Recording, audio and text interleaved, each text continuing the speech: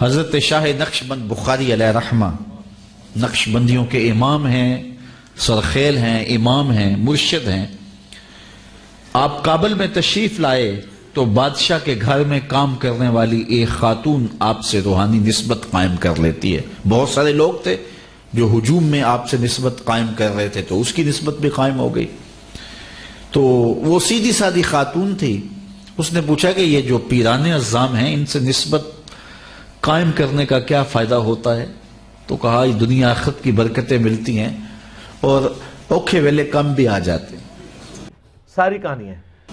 خیر وہ نیک پہلے ہی تھی، جب نسبت قائم ہوئی تو اور رنگ چڑھا، اور اتنی دیانت سے شاہی محل میں کام کیا کہ بادشاہ اس سے بہت زیادہ اس پر اعتماد کرنے لگا۔ جو اس کی ہم منصب تھیں انہوں نے اس سے حسد کیا اور بادشاہ کے گھر کا زیور چوری کر کے اس پر الزام دھر دیا اور گواہیاں بھی دے دی۔ بادشاہ کو بڑا غصہ آیا کہ میں اتنا اعتماد کرتا ہوں اور اس نے میرے گھر کے اندر چوری کی۔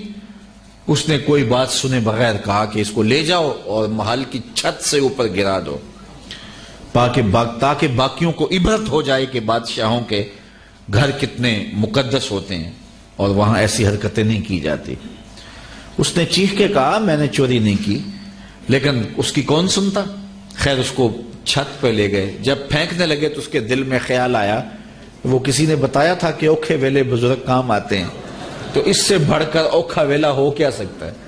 تو اس نے بخارے کی طرف منہ کر کے کہا شیئا للہ چو گدائے مستمند المدد خواہم ز شاہ نقش بند۔ میں نے سنا تھا اوکھے ویلے پیر مدد کو آتے ہیں، تو اس سے اوکھا ویلا تو میرے اوپر نہیں ہو سکتا۔ اور اتنے میں جلاد نے پیچھے سے دھکا دے دیا۔ جب وہ نیچے گئی تو حضرت شاہ نقشبند بخاری نے پکڑ کے آرام سے زمین پہ رکھ دیا۔ تو حیرت زدہ ہوگی، حضرت آپ کب آئے تھے؟ کہا تو از چبارہ آمدی من از بخارا آمدم، تو چبارے سے چل پڑی تھی، میں بخارے سے چل پڑا۔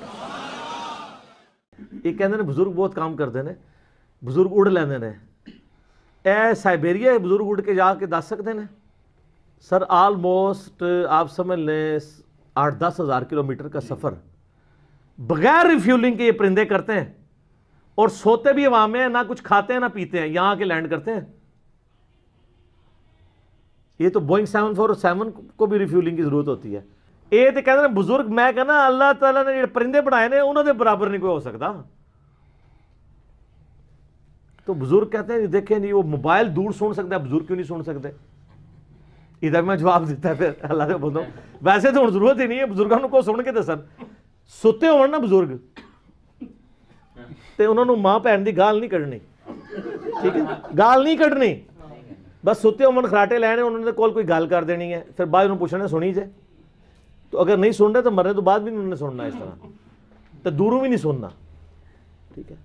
اور کہتے ہیں دیکھیں جی ایک عام آپ گورے کی بنائی ہوئی چیز، سب یہ وہ کہانی ہے جذباتی۔ میں نے کہا مجھے یہ بتائیں کہ ایک چڑیا افضل ہے یا ایک عام مسلمان مومن؟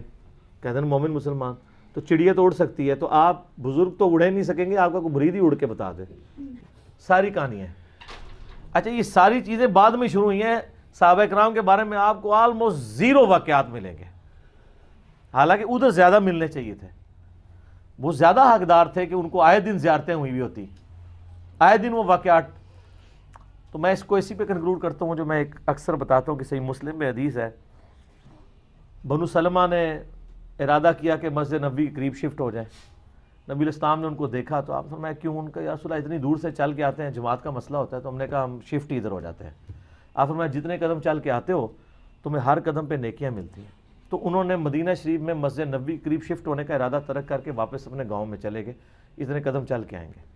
تو میں اس پہ ایک معصومانہ سوال کرتا ہوں، آپ تو بزرگوں کے بارے میں کلیم کرتے ہیں وہ اڑ کے پہنچ جاتے ہیں، تو نبی الاسلام صحابہ کو کہتے ہیں یار اولیاء اللہ تو تمہارے قدموں کی خاک ہیں، بلکہ وہ جو ایک اور انہوں نے بنایا ہوا ہے کہ اگر کسی فلاں شخص کی ایک گھوڑے کی سم سے خاک اڑے اور وہ جا کے ادھر جناب ناک میں کسی گھوڑے کی بیٹھے اور اس سے بھی زیادہ ایک جو ہے صحابی افضل ہے، تو یہ صحابہ تو جو ہے اتنے افضل ہے، تو آپ کے اولیاء اللہ بغیر بوئنگ 747 کے، بغیر اونٹ کے، بغیر گھوڑوں کے ایک نماز پڑھتے ہیں مسجد نبوی میں، دوسری پڑھتے ہیں بیت اللہ میں، تیسری پڑھتے ہیں بیت المقدس میں جا کے، ٹھیک ہے جی، اور چوتھی جو ہے وہ واپس آ کے جہلم شریف پڑھتے ہیں یا لاہور شریف پڑھتے ہیں یا کراچی شریف یا اجمیر شریف یا بغداد شریف، تو صحابہ کرام کو تو دماغ میں نہیں تھا کوئی بندہ اڑ سکتا ہے، تو ورنہ کوئی ایسی بات ہونی چاہیے تھی نا، کیونکہ اس زمانے میں لوگ اڑا نہیں کرتے تھے۔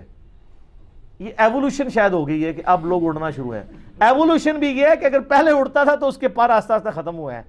ایوولوشن یہ تو ڈارون بھی نہیں منتا کہ کتے پر نہیں سن تو ہوں اڑنے شروع ہو گئے نے، یہ وہ ایوولوشن ہے جی ڈارون بھی نہیں منتا، ٹھیک ہے۔ وہ کہتے ہیں پرندے سن تھلے آئے تو اینج ہویا تو یہ جڑی یعنی صوفیاں دی اور مولویاں دی ایوولوشن ہے تو بڑی ڈاڈی ہے، تو اس زمانے میں یہ کوئی باتیں نہیں ہوا کرتی تھی، اسی لیے مذاق بنا ہوا ہے، سب کہانی ہے۔